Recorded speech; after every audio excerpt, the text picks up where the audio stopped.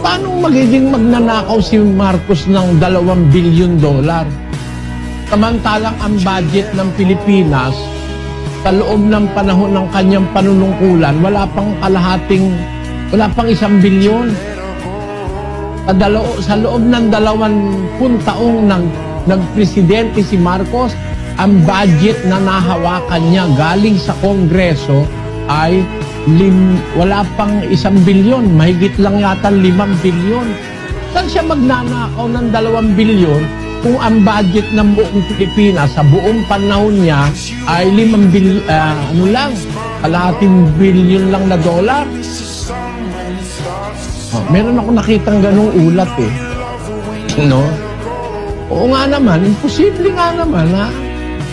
Ang ka magnanakaw ng 2 bilyon na ang pera lang eh 500 milyon na dollar.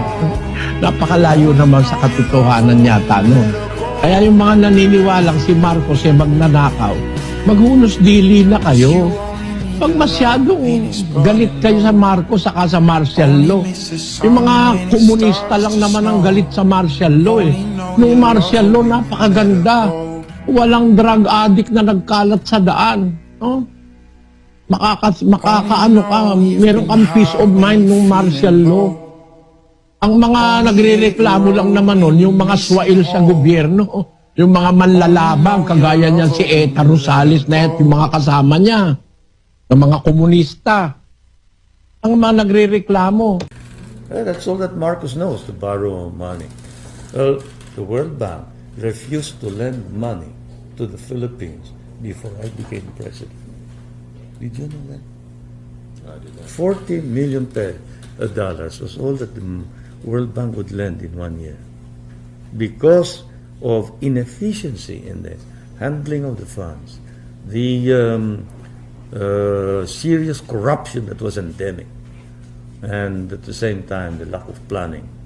What is the current World Bank assessment now of the Philippines? Our indebtedness about 11 to 12 billion, and the most important part is before I became president, 90% of all the indebtedness had to be paid within a year or two, short term.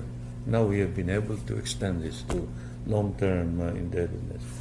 Before my term, we could not pay our indebtedness. There was a time when the what you call the debt payment ratio in relation to foreign exchange earnings was 42%.